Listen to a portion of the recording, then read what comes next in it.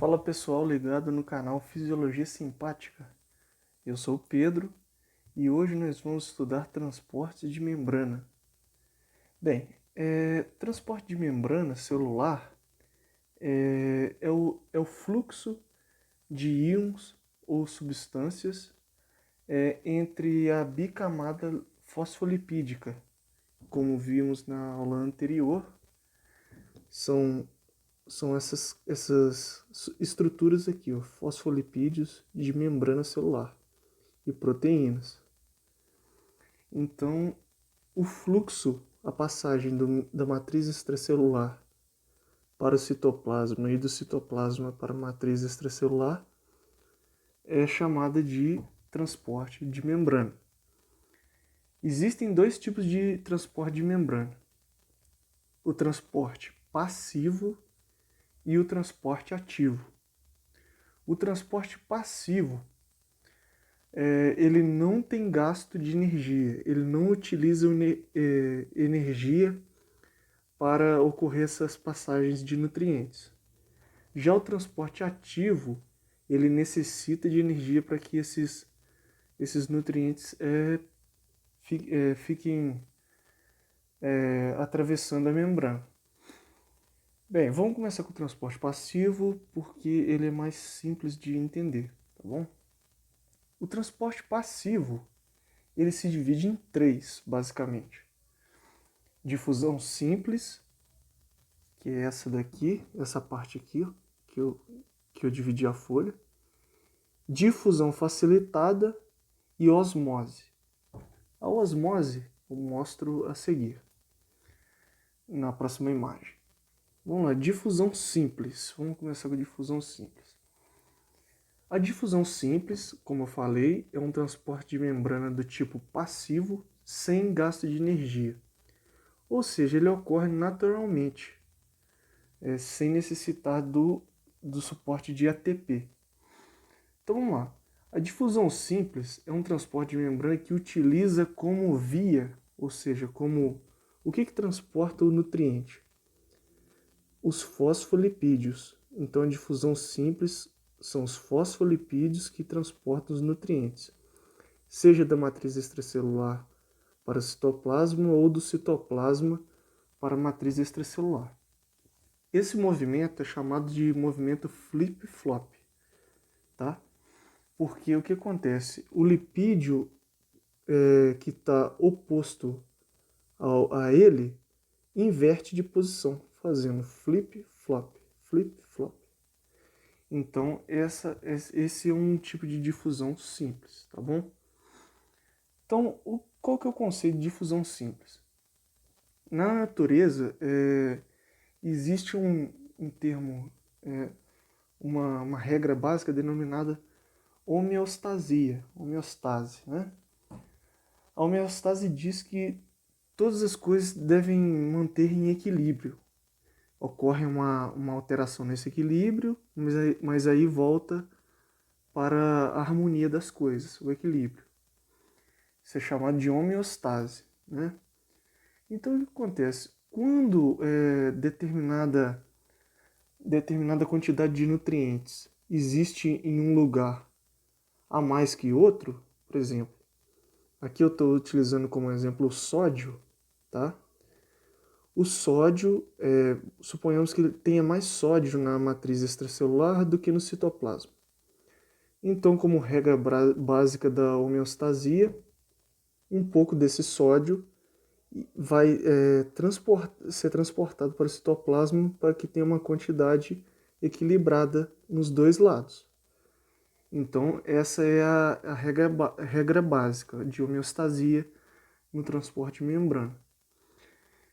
E então, pela difusão simples, que utiliza como via o fosfolipídio, esse sódio excedente que está sobrando vai se vincular ao fosfolipídio, aqui da matriz extracelular, para o citoplasma no caso. O fosfolipídio, esse daqui, vai inverter de posição com o fosfolipídio de baixo e vai deixar, aqui é o sódio se ligando ao fosfolipídio, e o fosfolipídio invertendo de posição com o seu oposto. Já inverteu. Aqui perceba que esse aqui é insaturado, veio para cá e o insaturado agora está embaixo. E soltou o sódio no citoplasma. Então, antes tinham 4 sódios na matriz extracelular e 1 no citoplasma. Agora já tem 3 na matriz extracelular e 2 no citoplasma. Então essa é uma busca do equilíbrio, até que tenha quantidades iguais. Lembrando que de acordo com Linda Constanzo e Robert Lent, vou deixar na descrição, no vídeo anterior eu falei que ia deixar na descrição a literatura, mas eu esqueci, mas nesse eu vou deixar na descrição a literatura utilizada. Eles afirmam que numa célula é mais comum ter sódio, existe mais sódio na matriz extracelular do que no citoplasma. Então, esse desequilíbrio é comum. Eles afirmam isso. Eu até deixo a página também para ser mais específico. Então, por isso eu utilizei o exemplo do sódio para mostrar que é mais comum ter sódio na matriz extracelular do que dentro da célula. Já potássio é o contrário. Existe mais potássio dentro do que fora da célula. Essa ideia será muito útil para entender transporte ativo, tá? Então, a difusão simples é isso. É um transporte sem utilizar ATP, que usa como via o fosfolipídio, a camada de fosfolipídios, tá bom? Lembrando que não é só uma dupla, quando eu digo dupla, assim, um de cabeça para baixo para outro, que transporta o nutriente. Vários fosfolipídios realizam o movimento flip-flop, tá bom? Então a difusão simples é isso, só utiliza o fosfolipídio. A difusão facilitada, como o próprio nome já diz, facilitada, então tem que ser algo mais rápido e mais acessível. Um exemplo da camada lipídica, da bicamada lipídica, a proteína é a via, é o caminho mais, digamos assim, escorregadio, mais rápido que transporta os nutrientes. Então, por isso se chama facilitada, porque o meio de onde o nutriente vai passar de um lado para o outro será pela proteína. Então é facilitada. A proteína ela é mais rápida. A passagem ocorre de forma mais rápida pelo canal iônico da proteína, que é esse buraquinho aqui, ó, do que pelo fosfolipídio. Então chama-se difusão facilitada. A difusão facilitada, então, é o transporte de substâncias utilizando como via, como caminho, a proteína do meio extra para o meio intra, ou no intra, no caso citoplasma, ou do intra para o extra. Vice-versa, tá bom? Só que a difusão facilitada, ela é mais a diferença é que ela é mais específica do que a difusão simples, ou seja, cada proteína transporta sua substância específica. Então aqui nós temos uma proteína carreadora de sódio. Existe uma proteína para cada substância. Existem algumas proteínas que são menos específicas, que aceitam até 2. Mas é mais comum proteínas com extremo grau de especificidade, tá bom? E essa especificidade, para quem não assistiu a videoaula de número 1, é ditada pelo glicocálice que fica em cima da proteína aqui, ó, tá? Então é ele que analisa se essa substância é compatível com a proteína, beleza? Então a difusão facilitada é um transporte de membrana também, passivo, igual a difusão simples, sem gasto de energia, né? Que a diferença dela para a difusão simples é que ela utiliza uma proteína como caminho ao invés de fosfolipídio. Então essa é a diferença da difusão facilitada para simples. A difusão facilitada, ela é mais específica do que a difusão simples, entendeu? Porque as proteínas têm alto grau de especificidade, diferente do fosfolipídio, tá? A difusão facilitada ainda, a diferença da difusão simples para facilitada, a facilitada, o nutriente passa mais rápido, ele tem uma maior facilidade, como o próprio nome já diz, ele passa mais fácil, escorregadio. Então ela é muito decorrente, porque os nutrientes, se a célula estiver precisando de muito nutriente, muito sódio, igual no exemplo aí, ela vai precisar de um meio mais rápido, então ela utiliza a proteína até equilibrar o meio extra com o meio intra, igual tá aqui, ó. Aqui o sódio passou e chegou ao outro lado, o citoplasma no caso. Aqui meio extra, citoplasma. Aqui é a etapa 1, tá, gente? É a etapa 2, igual aqui. Etapa 1, etapa 2. Buscando a homeostasia. Galera, uma coisa que eu não me toquei nessa imagem aqui é o seguinte. Esse nome de quantidade de nutrientes que tem de um lado quanto do outro chama-se gradiente de concentração. O que é gradiente de concentração? É a quantidade de nutrientes que tem de um lado que também deve ter semelhante no outro. Então, deve ter uma quantidade X de nutrientes de um lado e de nutrientes do outro. Deve ser em equilíbrio. Isso é gradiente de concentração. O transporte passivo, no caso da difusão simples e facilitada, ela visa o gradiente de concentração, que é manter as coisas em equilíbrio, tá bom? Homeostase. Beleza? Qualquer dúvida sobre isso, mandem nos comentários.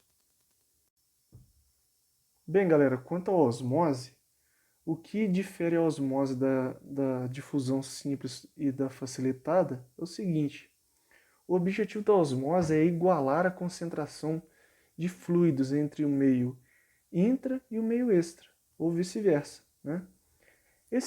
Essa concentração de fluido nada mais é do que uma solução, soluto mais solvente. O que acontece? A osmose ela visa igualar essa quantidade de fluidos mediante a pressão osmótica. A pressão osmótica é a força que a quantidade de água maior exerce sobre a membrana plasmática, obrigando a ceder um pouco de água para onde tem menos. Então, basicamente, a osmose tem essa função. Vou tornando a enfatizar, a osmose é um transporte passivo, não tem gasto de energia, só que visa transportar fluido, tá bom? Aqui, gente, tem um pequeno detalhe. A osmose também utiliza como carreador a proteína transmembrana. Essa proteína transmembrana que transporta solução, ela tem um nome denominado hidroporina. Hidroporina. Em algumas literaturas está aquaporina. Então, vai de acordo com a literatura que o seu professor está utilizando, tá bom? Essa proteína é específica para a passagem de solução, tá bom? Então essa é a osmose. Então, enfatizando novamente, a pressão osmótica é a força que a água exerce, né, na membrana celular para que um pouco dessa água vá para a região que tem menor concentração, tá bom? Essa foi a osmose. Agora a gente vai para o transporte ativo, tá bom? Qualquer pergunta pode deixar no comentário, tá? Não se esqueça. Agora a gente vai para o transporte ativo. Bem, galera, agora a gente vai estudar o transporte ativo. O transporte ativo, como o próprio nome já diz, ele é um transporte de membrana que necessita de gasto energético, de uso de ATP para que uma substância passe pelo pelo transportador. Uma coisa que eu esqueci de enfatizar na imagem anterior é o seguinte: as proteínas que transportam substâncias de membrana, né, elas são chamadas de carreadoras. E os fosfolipídios mesmo, tá bom? Então vamos lá. Seguinte, o transporte ativo ele se divide em primário e secundário. Nessa imagem aqui, eu estou mostrando dois transportes ativos extremamente importantes para a fisiologia do tipo primário, que é a bomba de sódio-potássio, Na sódio, K mais potássio, tá bom? E a bomba de cálcio. Bem, desde já eu já vou explicar para que cada uma serve. A bomba de sódio-potássio ela é um transporte ativo de tipo primário, que é esse aqui, ó, bomba de sódio-potássio, que tem a função, ela tem várias funções no organismo, mas eletricamente falando, ela serve para manutenção das cargas eletroquímicas do meio extracelular e do meio intracelular em homeostase. Então a bomba de sódio potássio serve para manter as cargas elétricas em homeostase, ou seja, positivo na matriz extracelular, ou seja, fora da célula, e negativo dentro da célula. Isso daqui é o equilíbrio, tá bom? A gente vê muito, ela ocorre em todas as células. Só que na fisiologia ela é muito demonstrada no neurônio. Por quê? O neurônio é uma célula que manda estímulos para outras células, ou para outro neurônio, que também é uma célula, de um neurônio para o outro, de um neurônio para uma célula muscular, que é um miócito, ou de um neurônio para uma célula hepática, por aí vai, endócrina, por aí vai. Então o que acontece? O estímulo, o sinal eletroquímico que um neurônio dá em outra célula, que é chamado de potencial de ação, vai ter uma aula só sobre fisiologia neuronal. Nas próximas aulas eu já irei publicar aulas de fisiologia neuronal. Então é o seguinte, o estímulo, o sinal elétrico que o neurônio dá em determinada célula é chamado de potencial de ação, né? Que é o ato da membrana do neurônio despolarizar. O que é o potencial de ação? É a inversão dessas cargas no neurônio. Ou seja, a matriz extracelular fica negativa e o interior citoplasma fica positivo. Aqui, ó, nessa parte aqui está mostrando um potencial de ação. Vale ressaltar que o potencial de ação ocorre do sentido corpo do neurônio para a cauda, que é botão sináptico, beleza? É nesse sentido aqui da seta. Aí aqui vai despolarizando, invertendo as cargas, até liberar um neurotransmissor aqui no botão sináptico. Na aula de fisiologia neuronal eu explico melhor isso. Ótimo. Aqui então eu estou mostrando uma célula entrando em repouso, ou seja, o neurônio ficando após ele ter dado um sinal elétrico, a bomba de sódio e potássio está atuando agora para deixar o neurônio em repouso.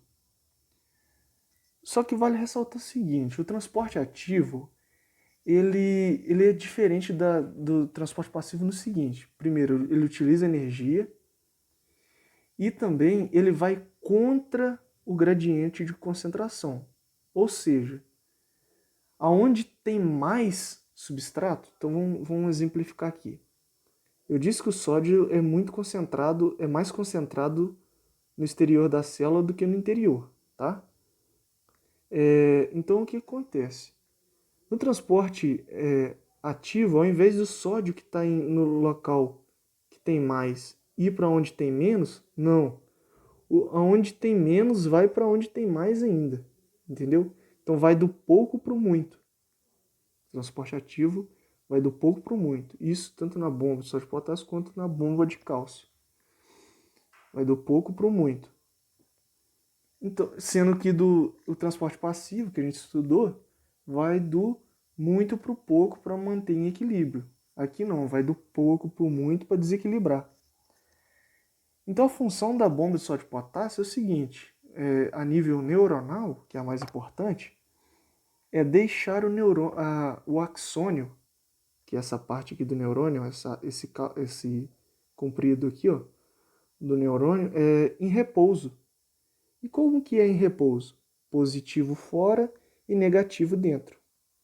Positivo na membrana plasmática do neurônio. A membrana plasmática do neurônio é todo esse desenho, contorno ao redor aqui, tá? E negativo dentro, que é dentro do axônio. Essa parte de dentro do axônio chama-se axoplasma, tá? Axoplasma. Isso vocês vão encontrar no livro 100 bilhões de neurônios do Robert Lent. Tá claramente descrevendo isso. Tudo que eu estou falando aqui. A propósito, é o melhor livro de fisiologia que explica transporte ativo que eu achei até hoje. Então vamos lá. Então a bomba de sódio e potássio serve a nível neuronal deixar o neurônio polarizado. E como que funciona ela? Bem, ela utiliza carreadores, proteínas, tá? Ela não passa por fosfolipídio. Então nesse quesito ela é semelhante à difusão facilitada, utiliza proteínas para transporte. Beleza? Então, o que acontece? Nós temos o carreador do sódio, né? E o carreador do potássio.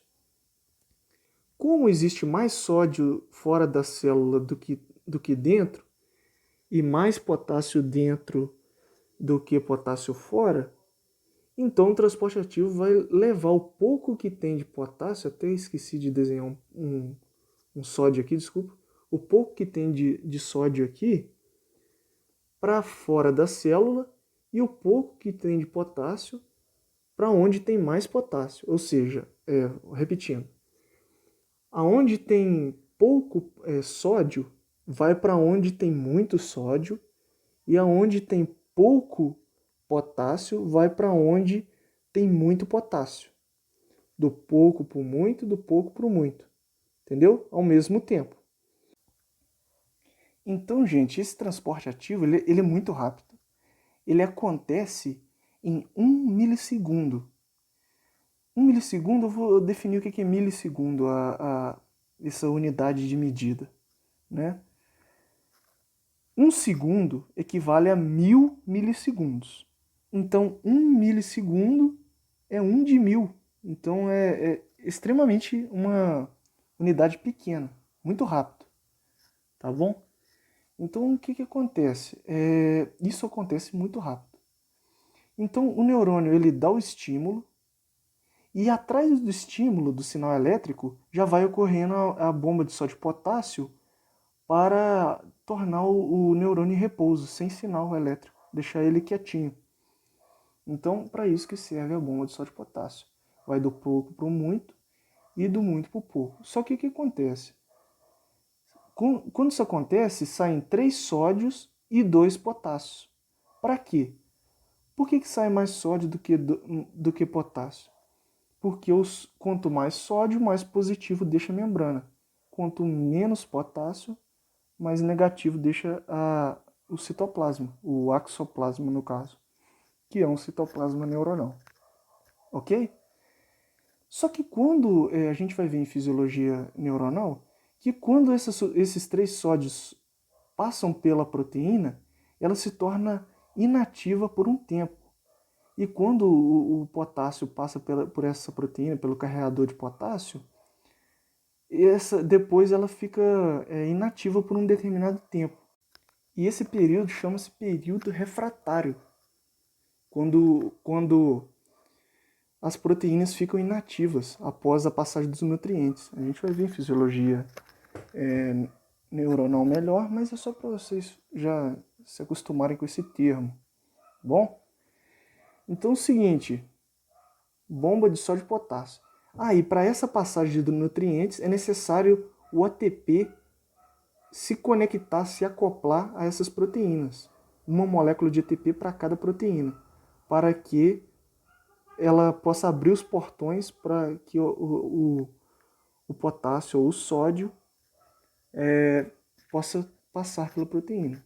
Então, por isso que é transporte ativo. Ativo, energia, tá bom?